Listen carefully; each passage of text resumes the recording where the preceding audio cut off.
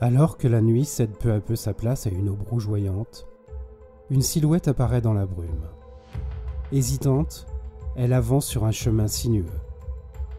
Ses pieds nus laissent à chaque pas un peu de sang sur les pavés. Alors que le vent joue avec ses habits déchirés, elle frissonne. La silhouette est grande, mais voûtée. Elle souffre. Étrangement, à son passage, le brouillard s'écarte. Sur son dos, un long bâton surmonté d'une lame immense se balance doucement à chacun de ses pas.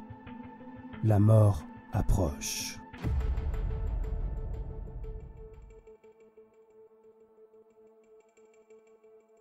Non loin de là, c'est un tout autre tableau. Sous les rayons frémissants du soleil, une enfant joue, assise sur le bord d'un pont surplombant un ruisseau. La petite fille se balance doucement, frôlant l'eau de temps à autre. La mort approche.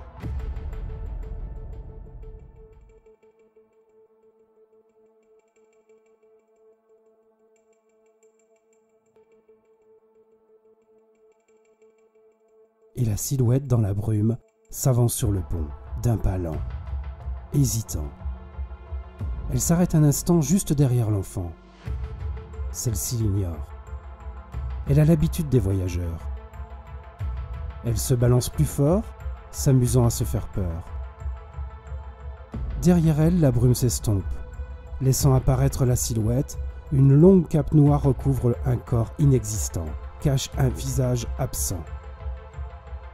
L'arme sur son dos est détachée, enveloppée par le tissu, semblant à des mains. L'enfant se penche, plonge un pied dans l'eau, puis un autre. Au bord du pont, elle se tient en équilibre. La lame s'élève et retombe sans un bruit.